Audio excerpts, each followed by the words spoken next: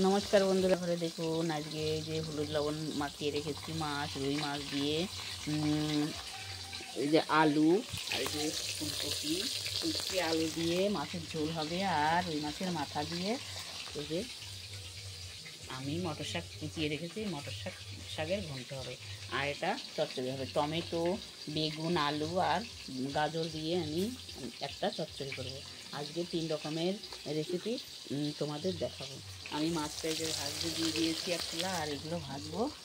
আর এখানে যে আলু কেটে রেখেছি, আলু দিয়ে আর এই যে ফুলকপি দিয়ে আমি মাছের ঝোল করবো। মাছ ভাজা হচ্ছে, আমি এবার রান্নাটা করব। দেখুন বন্ধুরা, আমার একবার মাছ ভাজা হয়ে গেছে, আর এই যে এইবারে আমি মাছ ভেজে নিচ্ছি, ভেজে তুলে নেব। দেখুন বন্ধুরা, আমার মাছগুলো ভাজা হয়ে গেছে। এবার আমি চচ্চড়িটা রান্না করব, তারপরে আমি মাছের ঝোলটা। দেখুন বন্ধুরা, আমার এই যে টমেটো আর গাজর আর বেগুন আলু দিয়ে যে চচ্চড়িটা, এরকম কত সুন্দর হয়েছে। আপনাদের এই রেসিপিটা যদি ভালো লেগে থাকে আমাকে লাইক কমেন্ট শেয়ার করবেন প্রচুর পরিমাণে। দেখুন বন্ধুরা, দেখতে কত সুন্দর হয়েছে, খেতেও কত সুন্দর যে লাগবে, বিশাল টেস্টি লাগবে। আপনারা একবার বাড়িতে ট্রাই করে দেখুন। দেখুন বন্ধুরা, আমার চচ্চড়িটা হয়ে গেছে, কত সুন্দর দেখতে হয়েছে। আপনারা বাড়িতে একবার ট্রাই করে দেখুন। এবার আমি মাছের ঝোল রান্না করব। আমি ফুলকপিটা ভাপিয়ে নিয়েছিলাম, এবার ভেজে নেব একটু তেলে।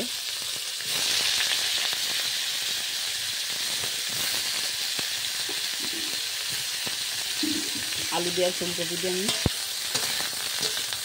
একটু হলুদ আর একটু লবণ দিয়ে আমি ফুলকপিটা ভেজে নেব। দেখুন বন্ধুরা, আমার ফুলকপিটা ভাজা হয়ে গেছে, আমি এবার নামিয়ে নেব। দেখুন বন্ধুরা, তেলটা আমার তেতে গেছে, আমি কড়াইতে দিয়ে দিয়েছি। এবার 2টো শুকনো লঙ্কা, একটা তেজপাতা আর জিরে ফোড়ন দিয়ে, ফোড়নটা হয়ে গেছে। এবার আমি আলুগুলো দিয়ে দেবো।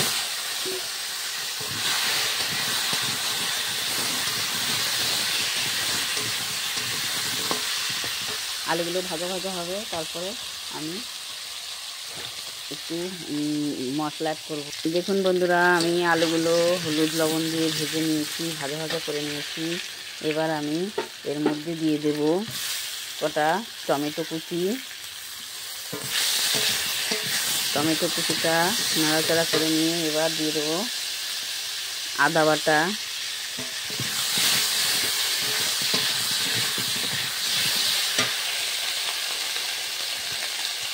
এবার কিছু আমি গুঁড়ো মশলা অ্যাড করবো। 1 চামচ ধনের গুঁড়ো,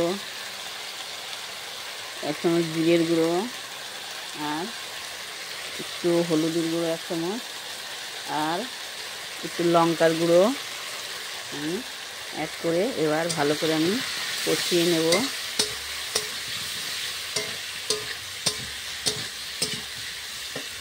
এর মধ্যে আমি দিয়ে দেব চেরা কাঁচা লঙ্কা,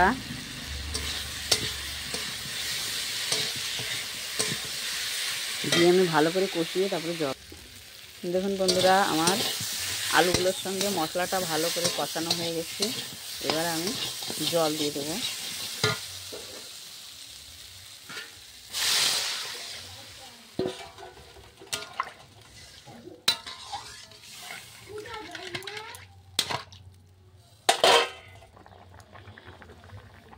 দেখুন বন্ধুরা, আমার আলুটা প্রায় গলেই এসেছে। আমি এবার ভেজে রাখা ফুলকপিগুলো দিয়ে দেবো, দিয়ে আমি এবার ঢেকে দেবো। দেখুন বন্ধুরা, যে ঝোলের মধ্যে আমি দিয়ে দিলাম আমার সবজিগুলো, সব ফুলকপি আলু মানে গলে গেছে। আমি এবার মাছগুলো দিয়ে একটু ফোটাবো। এবার আমি 1 চামচ গরম মশলা গুঁড়ো দিয়ে দেবো, দিয়ে একটু নেড়ে চেড়ে ধনে পাতা কুচিয়ে রেখেছিলাম, কটা ধনে পাতা কুচি দিয়ে দেবো, দিয়ে এবার ঢেকে দেবো।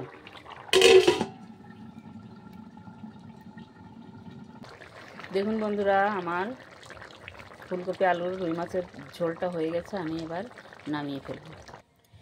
দেখুন বন্ধুরা, আমার তরকারিটা ঢেলে নিয়েছি গামলির মধ্যে।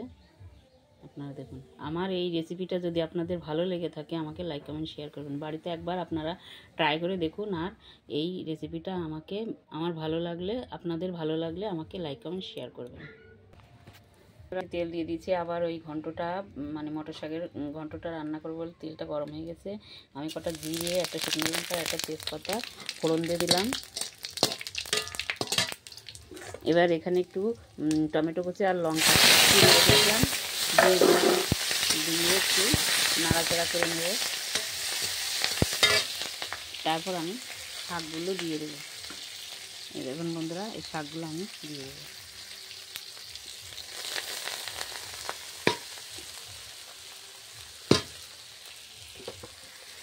শাকগুলো আমি দিয়ে দিয়েছি। এবার আমি ভালো করে লবণ হলুদটা দিয়ে আমি দেখুন বন্ধুরা, আমার শাকটা মানে নরম হয়ে এসেছে। আমি এবার মুড়োটা দিয়ে দেবো। মুড়োটা দিয়ে আমি শাক ঘন্টটা করব। দেখুন বন্ধুরা, আমার শাক ঘন্টটাও হয়ে গেছে। আমি মুড়ো দিয়ে ভেঙে চুরে একদম ঘন্টটা বানিয়ে ফেলেছি। এই রেসিপিটাও আপনারা ট্রাই করে দেখবেন বাড়িতে। আমাকে ভালো লাগলে আমাকে লাইক কমেন্ট শেয়ার করবেন। প্রচুর পরিমাণে আপনাদের সামনে আমি 3টে রেসিপি দেখালাম। ভালো লাগলে আমাকে লাইক কমেন্ট শেয়ার করবে। আর ইউটিউব থেকে দেখলে আমাকে লাইক সাবস্ক্রাইব করবে আর বেল আইকনটিটা বাজিয়ে দেবে। আর ফেসবুক থেকে দেখলে আমাকে লাইক কমেন্ট শেয়ার করবে এবং ফলো করে দেবে। আমি নতুন নতুন রেসিপি আপনাদের সামনে নিয়ে আসতে পারি। এবার আমি নামিয়ে ফেলবো। দেখুন বন্ধুরা, কত সুন্দর হয়েছে। আপনারা বাড়িতে